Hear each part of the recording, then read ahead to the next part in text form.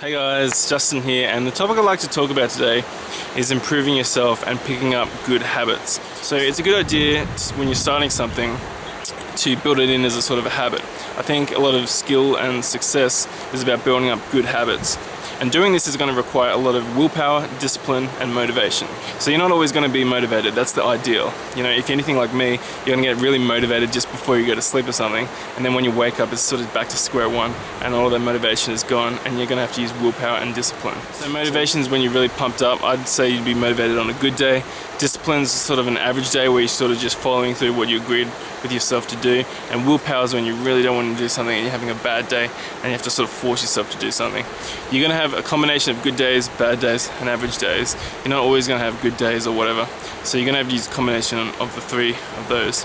So what my brother did was he wanted to learn how to draw, and he drew a picture every single day for 5 years. So on a good day he'd be motivated, he'd spend a lot of time drawing. On an average day he'd be disciplined and he'd do his 10 minutes of drawing or whatever. And on a really bad day, what he would do is he'd just spend like 5 minutes and just draw like a stick figure or something. And by doing that, what it does is it keeps the habit in your train of thought, it keeps consistency, and it also gives him leverage to do a better picture the next day. Because he's sort of unsatisfied with that sort of stick figure he did on one day, he'll be motivated the next day to draw a better picture. So you want to sort of generate your own motivation and minimize the amount of willpower that you're using, because using willpower isn't a very nice feeling. You're sort of fighting with yourself, and that takes a lot of emotions, and it's not very good in my opinion. So I'm studying teaching at the moment, and I wanted to pick up reading as a habit. When I first started, it was really hard and I had to really focus in, and my mind would drift off when I was reading, and it was very difficult for the first couple of months. Now, because I've used willpower, discipline, and motivation, I've sort of been able to stick to it, and now I can read very complex books more easily than I could in the past. I also wanted to learn piano and guitar as a way to sort of keep my mind engaged and open to different things. So in the beginning it was extremely difficult, and there's a really overwhelming amount of things that you really have to learn to ever get good at something. But I stuck in it, I just did the basics, and now I can play a little bit of piano and guitar. I wanted to learn how to eat a banana because I didn't like bananas, but I read all these things saying that bananas are really good for you. So I started eating bananas, and I hated it, and it was really difficult, and I didn't like it. But I pushed through the first couple of months, and now I can eat bananas really easily. I know that's a bit silly, but it sort of just proves that your brain will adjust to whatever it is that you're trying to do, especially if you really focus in on what you're doing.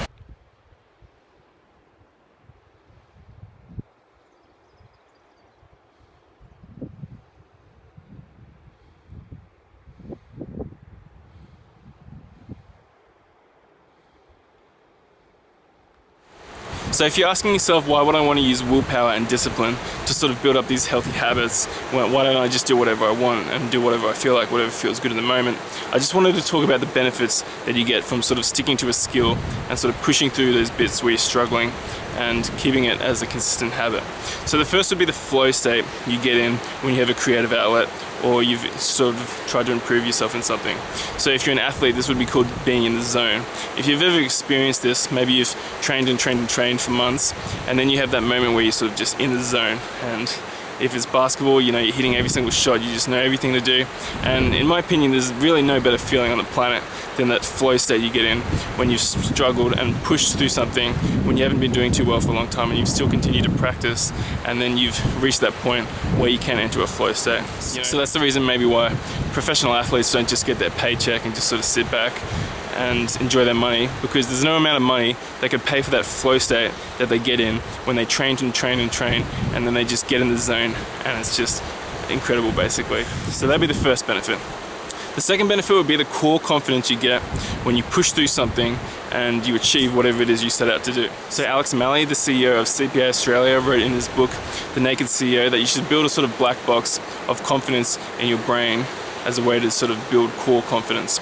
So if you've ever heard of a black box in an aeroplane, it's basically this little box that sort of keeps all the data of the plane, so if the plane crashes, they can go and retrieve the black box and see what happened. So if you imagine having one of these in your brain, if you've ever accomplished something or do something that you're proud of, you can put it in that black box, and that way you've always got that sort of confidence of those things that you've accomplished that no one can sort of touch. The third benefit will be the enthusiasm and the train of mind that you get when you're pursuing a creative outlet. So if you're doing an activity, you'll probably go around to your friends and be enthusiastic about it and tell them, I'm doing archery, or I'm doing painting or whatever, and that sort of spreads enthusiasm, which is a really positive thing. You'll also have a nice train of thought where you're sort of just thinking a lot about how can you improve whatever it is that you're doing. So there's an old expression that says, why would anyone who's happy write a book? Well, I don't know, if you're really happy and you're just walking around just smiling and laughing all the time, why would you sit down in front of a computer or on a desk and just try and write a book? Well, I don't know, it doesn't really make any sense. But let's say you weren't happy, let's say you were depressed. Maybe you've got a lot of negative thought patterns and negative thought loops where you're getting older and you're thinking about the pointlessness of life or something. And if you start to write a book, what that does is it actually sort of shifts your focus away from those negative thoughts, and your base level of thought is just, how can I write a better book? Or how can I write a good book? So it sort of upgrades your train of thought, which is a very positive thing. So that's why all these millionaires who've had very successful careers will most likely sit down in their 50s and 60s and start writing a book or something, even though they've accomplished all that they've wanted to accomplish and they've got lots of money. So the fourth benefit would be the external things that you get when you really push yourself and try to improve on something. So that would be, for example, people giving you praise or props for whatever it is you're doing, people being inspired by your work, or maybe you might get a little bit of money or recognition.